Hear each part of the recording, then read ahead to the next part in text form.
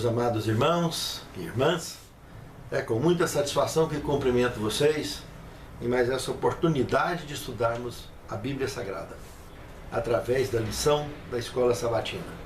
Eu queria convidá-los para uma palavra de oração.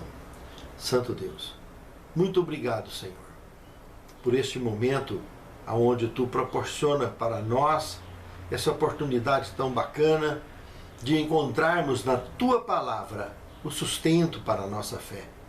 Nos capacite, Senhor, nos habilite a compreensão do tema que estudaremos, como também nos capacite e nos habilite a que possamos transmitir àqueles que nos cercam com segurança e a autoridade da Tua Palavra, dirigido por Teu Santo Espírito. É o que te pedimos, com perdão de nossos pecados e faltas, em nome de Jesus. Amém, Senhor. Tema muito bacana essa semana: ressurreições anteriores à cruz. A citação que temos aqui do Evangelho de João, capítulo 11, verso 25 e o verso 26, diz o seguinte: Então Jesus declarou: Eu sou a ressurreição e a vida. Quem crê em mim, ainda que morra, viverá. E todo o que vive e crê em mim não morrerá eternamente. Você crê nisto? Essa pergunta ele fez para Marta, a irmã de Lázaro. Lázaro já estava dessorando há 4 dias na sepultura, e ele fez uma pergunta de muito impacto e de um paradoxo tremendo, porque na prática o que estava ali era uma pessoa morta, dessorando. Ela estava no processo de desintegração física na sepultura. E Jesus fazendo uma pergunta dessa: se ela acreditava que quem cresce nele e estivesse vivo não morreria eternamente, e se tivesse por acaso morto, se referindo ao sono da morte, não seria para sempre, ressuscitaria. E ela ainda fez uma confusão alegando: não, Senhor, eu sei que na ressurreição do último dia ele vai ressuscitar. Quer dizer, ela estava com a crença da orientação bíblica que ela tinha até a sua época, o que ela tinha entendido até os seus dias. Mas Jesus foi taxativo e disse que ele ia ressuscitar agora, e a glória de Deus seria manifesta. E nós vamos estar estudando isso lá mais na frente, vendo que tema mais importante, a ressurreição de Lázaro, que nós veremos daqui um pouco. Mas durante a narração do tema todo, aqui no manual, ficou faltando 2 ressurreições muito importantes e fundamental para o brilho desse tema na Bíblia Sagrada. E nós estaremos estudando no 7º tema, ou o último tema dessa semana, nós estaremos estudando essas 2 ressurreições. Uma delas está constando lá em 2 Reis 13, 21, que é a ossada de Eliseu, quando eles jogam um soldado em cima e o soldado morto ressuscita ao tocar na ossada de Eliseu. E estaremos estudando isso daqui a pouco. E a outra ressurreição é aquela citada em Mateus 27, de 51 a 53, que o desejado de todas as nações, inclusive, aborda com muita nitidez essa ressurreição das pessoas que ficaram com Cristo durante 40 dias aqui na terra e depois aguardava ele lá na nuvem, quando ele foi assunto aos céus há 40 dias à frente, depois que ele teria ressuscitado. E é também essa ressurreição que justifica Apocalipse capítulo 4, verso 4, e do verso 10 ao verso 11.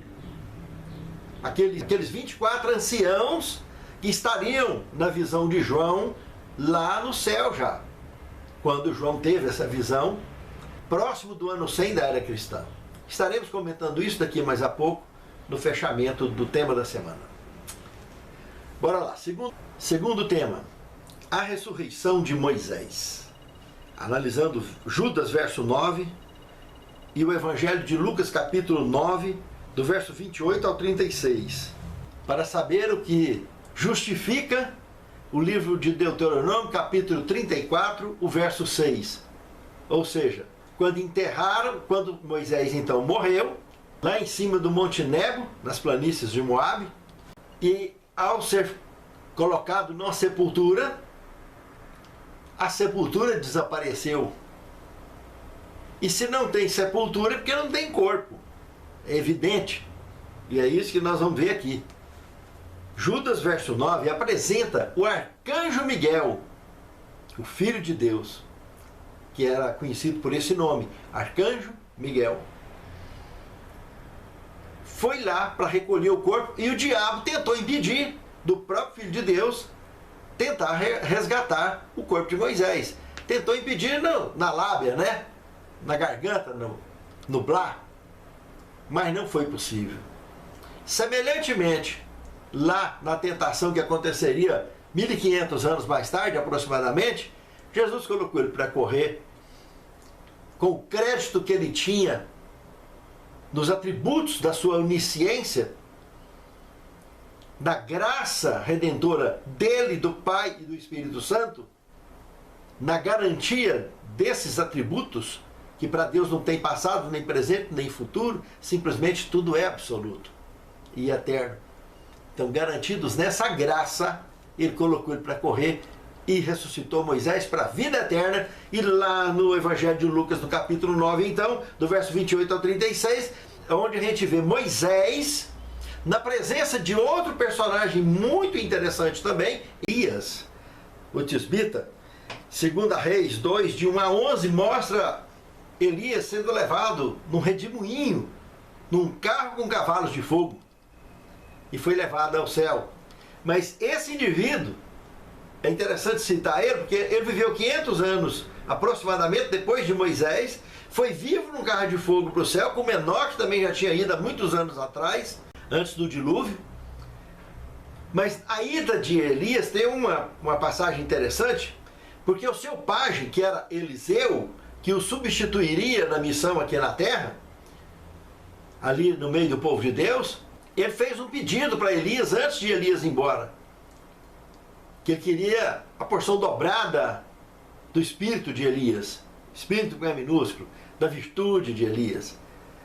E Elias prometeu para ele que se Deus autorizasse, isso ia acontecer. Assim que ele fosse, se ele conseguisse ver ele, que isso aconteceria. E ele viu ele e aconteceu. Ele jogou a capa dele para ele, a capa de Elias, para Eliseu. Então essa virtude, esse poder, de alguma maneira, ficou esse sinal muito interessante nessa capa que ele teria, então, doado para Eliseu. E vai encaixar essa energia tão interessante dessa dádiva que ficou impregnada, que ficou do corpo dele todo. E o que vai justificar mais tarde a ressurreição do soldado que cairia em cima dos ossos do profeta Eliseu. Mas daqui a um pouco a gente volta a comentar nisso aí. Vamos lá. Então Moisés, ele foi ressuscitado. Cristo ressuscitou ele para a vida eterna. E ali no Tabor, ele aparece novamente. Interessante, né? Moisés e Elias. No Tabor, aonde haveria aquela vigília que Jesus chamou Pedro, Tiago e João lá para cima, estava de frente ao Monte Carmelo, aonde também teria acontecido uma manifestação extraordinária do profeta Elias. Muito curioso essa região que nós estamos analisando essa semana. Tinha algumas coisas muito curiosas ali. E para baixo, um pouquinho ao sul do Carmelo ali, teria essa região de Sunem também. Nós vamos estar comentando alguma coisa da Sunamita, que o profeta Eliseu também ressuscitaria o filho. Não só profetizaria a vinda do filho, mas ressuscitaria. Está tudo nessa região. Uma região que ficou impregnada da manifestação do poder de Deus. Tanto levando o profeta Elias vivo para um carro de fogo no céu. Moisés, que andou em cima desse Tabor também, aparece também no futuro, junto com Elias. As histórias do Carmelo e as histórias de Sunem. Dentre outras que nós estaremos analisando aqui ainda nesse tema, dessa semana. Então, a ressurreição de Moisés, coisa extraordinária. Ele ressuscita e aparece no Tabor 1500 anos mais tarde, junto com Elias, que foi vivo num carro de fogo, ambos representando os dois tipos de salvos que terão assim que Jesus chegar agora nos nossos dias. Os vivos que não piscar e fechar de olhos serão transformados de corpo corruptível para corpo incorruptível e irão ao encontro com o Senhor nos ares, mas Moisés representando os que sairão dos sepulcros já incorruptíveis, também à frente dos justos transformados, eles irão à frente ao encontro com o Senhor nos ares. E os justos vivos transformados irão logo atrás, conforme explica Paulo em 1 Tessalonicenses capítulo 4, versos 16 ao 18. No terceiro tema, dois exemplos do Antigo Testamento. Agora aqui temos 1 Reis, capítulo 17, verso 8 a 24, e temos também 2 Reis, capítulo 4, verso 18 ao 37. No primeiro, um cenário com o profeta Elias. No segundo, um cenário, alguns anos mais tarde, com o profeta Eliseu. Bora lá. No primeiro, com o profeta Elias, nos dias então do governo do rei Acabe e Jezabel, casal extremamente apóstata, né? Num período de tamanha apostasia que, com tanta viúva passando fome e morrendo de fome em Israel, Elias foi orientado por Deus a se refugiar lá na cidade de Sarepta, aonde ele foi até a casa de uma viúva indicada por Deus, aonde ele fez milagre. Lembra do milagre da farinha e do azeite? Eles iam fazer a última porção de pão para eles, com o que tinha lá de azeite e farinha, e morrer de fome. Disse isso para ele. E ele orientou ela que não fizesse, mas que fizesse isso para ele comer. E aí não ia faltar nem azeite e nem a farinha mais. E assim ele fez. Salvou os dois da fome, só que depois, algum tempo depois, esse rapaz veio a falecer. E a mulher, sabendo que ele era um homem de Deus, foi atrás dele, chamou ele e ele ressuscitou o rapaz. Veja que coisa mais linda, hein?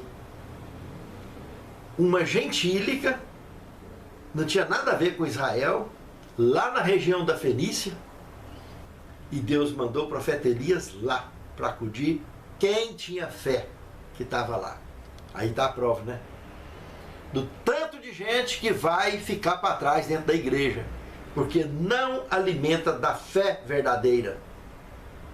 A fé verdadeira é uma conexão com Deus, é o respeito pleno com a sua palavra, o reconhecimento absoluto da palavra escrita e da palavra viva. Do contrário, é tradição que está seguindo. Fique atento, hein? Os mornos e os frios de Laodiceia não vão pisar no céu. Só os quentes, como essa viúva de Sarepta. E o segundo milagre aqui abordado, nós mencionamos em 2 Reis 4, de 18 a 37, já acontece aqui na região de Sunem, lá onde teria surgido a porção de sunamita, tá lembrado? Essa região de Sunem aqui, que fica ali abaixo do Tabor, ao sul do Tabor, que por sua vez está em frente do Monte Carmelo, essa região, essa cidadezinha aqui de Sunem, apareceu lá, indicada por Betseba, uma sunamita de 18 anos, que teria vindo aquecer Davi quando ele estava morrendo. Lembra? Ele estava muito velho. Betseba indicou essa moça para vir. Ali também, naquela região, apareceria a sunamita responsável pelo escrito de Cantares, que o rei Salomão escreveu, a mulher que ele mais amou, mas ela foi de um pastor. Casou com um pastor de ovelhas. E equivocadamente muitos pensam e alegam que ela teria sido esposa de Salomão. E nunca foi. Foi a mulher que ele mais amou e não pôde ter. Muito curioso isso aí. Mas aqui aparece uma outra sunamita, interessante demais, que fez amizade com o profeta Eliseu. Essa sunamita convenceu inclusive o marido dela a construir um quartinho, colocar uma escrivaninha, uma mesa, né, com a lamparina lá para ele, para quando o profeta Eliseu viesse e pudesse descansar ali e de alguma forma A presença dele traria benefícios, bênçãos de Deus, da presença de Deus dentro da casa daquele casal. Ela não queria nada. O profeta Eliseu ofereceu para ela, até peça o que precisa, o que veja, o que você precisa e tal. Ela, não tem nada, eu tenho de tudo, eu não preciso. Eu tenho prazer em servir, em ter o servo de Deus aqui dentro da nossa casa. E ele, sabendo, por orientação de Deus, que ela tinha muita vontade de ter o filho e não podia ter, porque o marido já era muito idoso, ele pediu a Deus que Deus a abençoasse, e Deus abençoou, e ela teve um filho com esse senhor idoso. E algum tempo depois, essa criança, já grande, teria falecido. Parece que com um aneurisma, porque ele deu uma dor intensa na cabeça, e caiu, pegaram ele, levaram para casa, daí ele morreu no colo da mãe. E a mãe pede para correr atrás do profeta Eliseu, que nesse momento estava lá em cima do Monte Carmelo. O servo dela foi na frente e ela foi logo atrás para poder garantir que ele viria mesmo. E o profeta recebe o servo, vem, encontra com a mulher no caminho e vem e consegue ressuscitar esse moço. Uma ressurreição muito interessante também que aconteceu, porque ele mandou o servo na frente com o cajado dele, pediu para colocar o cajado em cima do rapaz, e ele colocou, mas não adiantou nada. Mas aí chega o profeta Eliseu e fica sozinho no quarto com o rapaz, deitou em cima dele, colocou o corpo rente com o dele e solicita o poder de Deus para que alcance esse moço e ressuscite. Esse moço ressuscitou e ela devolveu ele ao casal. Muito importante esses dois exemplos de ressurreição do Antigo Testamento. Aqui agora nós temos no quarto tema o filho da viúva de Naim, já no Novo Testamento. As duas mulheres que nós estudamos agora há pouco, a viúva de Sarepta e a mulher sunamita, ambas pediram a ressurreição. A viúva de Naim não pediu. Sabe, irmãos, tem duas linhas de raciocínio que pode ser colocada aqui. Numa delas, a pessoa se acha indigna de pedir esse tipo de coisa para Deus, uma vez que tem consciência de que foi, quem sabe, uma pessoa que não foi tão apegada, tão missionária, tão envolvida na causa de Deus como deveria. Ela tem esse peso de consciência, mas não abriu mão de fé em momento algum. Mas também não fez grande coisa, porque não teve tempo, ou por que motivo, sabe lá por quê. Outra linha de raciocínio é a pessoa ter consciência tão absoluta da missão que ela tem que cumprir, como foi no caso de Jó. Em momento nenhum, Jó pediu a Deus que curasse as feridas dele, que devolvesse a riqueza dele, que devolvesse os filhos dele, nada disso. Jó tinha consciência absoluta que ele tinha que cumprir aquela missão. Ele tinha isso na mente dele.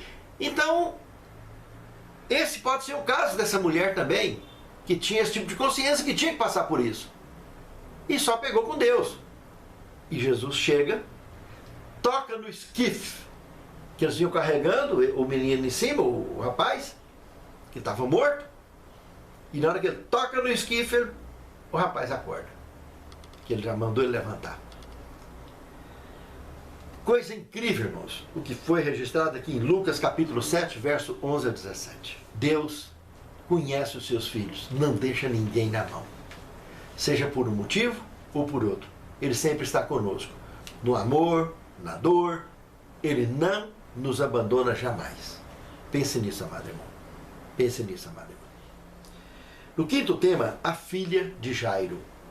O que nós temos aqui relatado, irmãos, no Evangelho de Marcos, no capítulo 5, verso 21 a 24 e do verso 35 a 43. Irmãos, é incrível esse relato. Aqui apresenta a história de uma mulher que gastou o que tinha de dinheiro, o que ela possuía na vida, ela gastou para tentar corrigir um fluxo de sangue incontrolável que ela tinha no período menstrual. Era uma hemorragia tremendamente tensa, sem controle, e que pelas leis de Israel, por ela não ter controle daquilo, e no volume e tudo mais, o tempo com que ficava dessa forma, ela era considerada uma mulher impura e, portanto, possivelmente vivesse no meio dos leprosos. Não tinha como conviver na sociedade normal com as pessoas. Mas quando essa mulher ouviu falar de Jesus, ela não teve dúvida de que ele era o enviado, o Messias. Ela nunca abriu mão, como Jó, da fé verdadeira e genuína. E ela soube que ele estaria chegando nas proximidades de onde ela vivia. E ela decidiu ir ao encontro com o Messias, de se infiltrar no meio da multidão e de alguma maneira tocar nele, que não precisava nem dele dar atenção para ela. Ela queria só dar um toque na roupa dele que fosse, para ela ser curada. Só que aí desenrola um monte de história bacana. Nessa trajetória toda, nesse cenário todo, aparece em paralelo uma outra história que estava acontecendo. Tal de Jairo, que era da sinagoga, esse indivíduo muito influente, que, ao que tudo indica, não era uma pessoa que tinha muita segurança a respeito da obra do Messias. E esse indivíduo, bem nesse momento também, vinha passando uma cena terrível, que a filha estava em coma, morrendo em casa. E ele manda funcionários à frente para abordar Jesus e trazê-lo até a casa para curar essa criança, então, essa menina. E quando ele percebeu que a menina morreu, ele resolveu vir atrás dos rapazes, tentar alcançar, para evitar com que eles incomodassem o mestre de forma inútil. E tudo isso acontece, esse encontro geral acabou acontecendo junto ali tudo. Assim que os funcionários de Jairo chegaram e abordaram Jesus, e chama ele para poder ir curar a moça. Na sequência já, Jairo chega, antes deles terminar de conversar com Jesus, e ele vai falar: não, Senhor, não vai precisar não, que ela acabou de falecer. E Jesus falou: não, mas nós vamos lá, pode estar tranquilo, bora lá. E aí entra o cenário maior de tudo isso, porque Jairo não teria noção que ele poderia até ressuscitar essa menina. Ele ficou na dele, mas aceitou que ele viesse. E no caminho, aí aparece a mulher do fluxo de sangue. E de alguma maneira ela toca a veste de Jesus e é curada. E Jesus cria aquele cenário de impacto ali. Alguém tocou em mim. Ele para, faz esse comentário, e os apóstolos: Senhor, o tanto de gente que está aqui cutucando, não tem como a gente saber quem cutucou no Senhor. A mulher levanta, deita aos pés de Jesus e fala: fui eu que toquei, eu vi que saiu virtude de mim. E ele mostrou a fé que aquela mulher tinha, como em outras situações também ele fez isso, mostrando que em todo Israel não viu tamanha fé, que aquela mulher saiu dali curada. Ele vai lá para a casa de Jairo, chega lá, ressuscita a filha de Jairo. Que ressurreição marcante também a história do povo de Deus no ministério do Messias. Tanta fé envolvida e testemunho em torno desse relato extraordinário mencionado na Escritura Sagrada. E no sexto tema nós temos agora então Lázaro. No capítulo 11, do verso 1 ao 44. Irmãos, isso aqui foi uma ressurreição de impacto criacionista, irmãos. Figurando a ressurreição dos justos. Porque Jesus deixou um cenário muito amplo, desenrolar de mais de 4 dias entre a morte de Lázaro e a ressurreição de Lázaro, que desenrolou muita coisa dentro disso aí tudo. Desde a viagem dele de volta para aquela região, para que pudesse então visitar Marta, Maria e ressuscitar Lázaro, até a chegada dele. Quando ele chega lá, e que todos vêm, e que as meninas vêm até ele, tanto Marta quanto Maria: se o senhor estivesse aqui, meu irmão não teria morrido. E a população que estava ali também, os amigos da família e todos tinham refletido nessa mesma direção. E Jesus apresenta um sermão de impacto, mostrando que o sono da morte é o que nós conhecemos e que não é morte. É um sono, desmanche debaixo da terra, mas é sono. E quem ressuscita do sono da morte não significa que vai ressuscitar para a vida eterna, como foi o caso de Lázaro e de todas as ressurreições que nós estudamos até agora, à exceção da ressurreição de Moisés. E de outras que nós vamos citar agora no próximo tema. Mas a maioria das ressurreições que nós estudamos até agora, então, foram ressurreições que as pessoas voltaram a viver a vida comum. E morreram novamente. Estão aí, aguardando a segunda volta de Cristo para ir ao encontro com o Senhor nos ares. Quando Jesus chega à região da sepultura com aquela enorme pedra na boca e pede para tirar a pedra da boca da sepultura cavada na rocha, irmãos, eu imagino que o gás que estava lá dentro, da deteriorização do cadáver de Lázaro, aquilo saiu para fora, aquele cheiro horrível. E quando Jesus falou, Lázaro, sai para fora, o cheiro sumiu. O mau cheiro desapareceu imediatamente. E Lázaro sai andando com dificuldade, porque os seus pés estavam atados e as suas mãos também, com o tecido que tinha embalado o corpo dele, e ele tinha um lenço sobre o rosto também. Imagina a dificuldade que foi para esse moço sair lá de dentro e vir até a porta da sepultura. E Jesus pede para tirar o lenço dele, do rosto, e desatar as mãos e os pés dele, tirar aqueles panos do corpo, para que ele pudesse ir tomar banho e retomar a sua vida. Irmãos, Jesus mostrou o poder criacionista de quem de fato dá vida para todos nós. Deus é quem dá, Deus é quem tira. O fôlego do pulmão dele dá vida. E o fôlego do pulmão dele, quando puxa de volta, volta para o pulmão dele. E um dia, todos nós, os filhos de Deus, os servos do Altíssimo, aqueles que servem ao Senhor e creem no Senhor e aceitam a sua graça, estaremos vivendo para sempre, porque Deus é eterno e nós fomos criados à sua imagem e semelhança. E receberemos o dom da imortalidade, voltando a fazer parte de uma raça pura e deixando de fazer parte de uma raça caída, como nós fazemos parte hoje. Pense nisso, amado irmão. Pense nisso, amado irmão. No sétimo tema, a virtude do poder. Irmãos, como eu tinha comentado, os dois textos que ficou fora do contexto dessa lição, nós estamos incluindo ele porque faz parte do tema.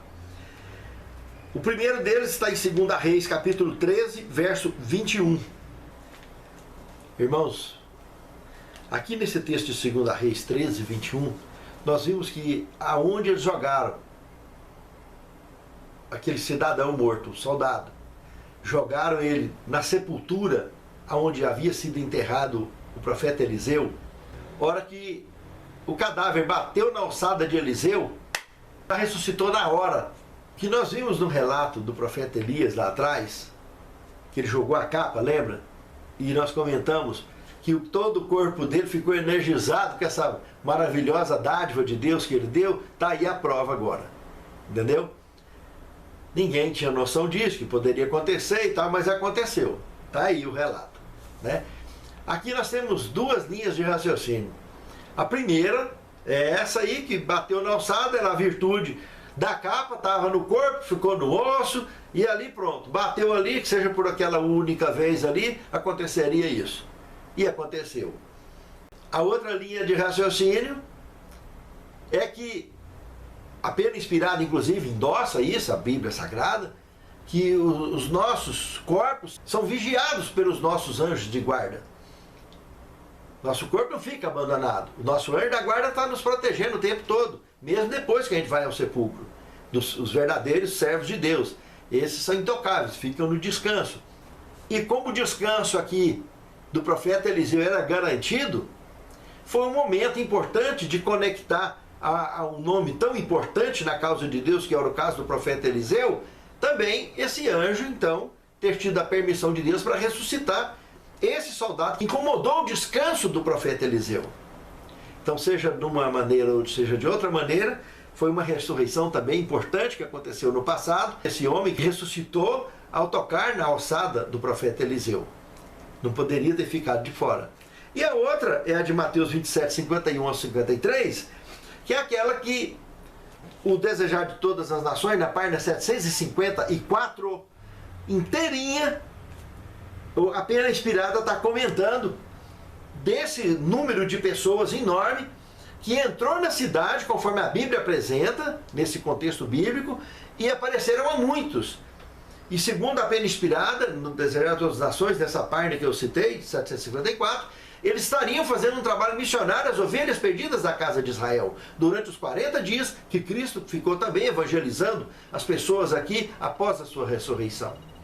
E ao final, esse grupo estaria na nuvem, que receberia Jesus e levaria aos céus.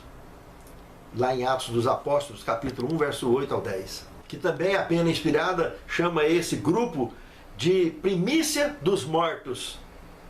Porque a grande messe dos mortos é a ressurreição agora nos dias de Cristo. Como 144 mil é chamado de primícia dos vivos, mas terá grande multidão também. E os 144 mil estará guiando a grande multidão no final.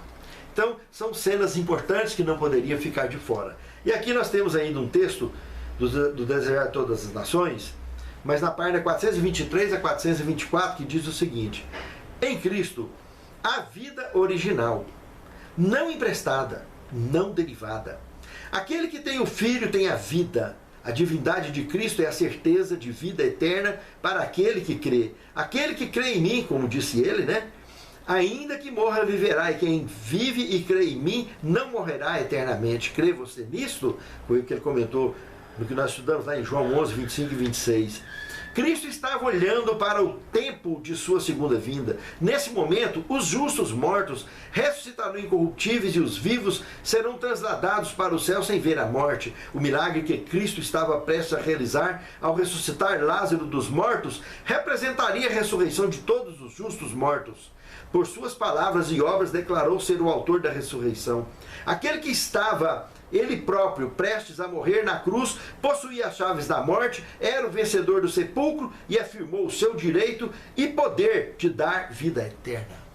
Ó Senhor, encha-nos da convicção e da fé necessária, Senhor, para cumprirmos com a missão que Tu tem confiado a cada um de nós e para trilharmos no caminho que Tu tens nos chamado há tanto tempo. Dirija-nos, continue nos abençoando. Conta-nos entre aqueles que marcharão para dentro dos portais da Cidade Santa. É o que te pedimos, agradecidos em nome de Jesus. Amém.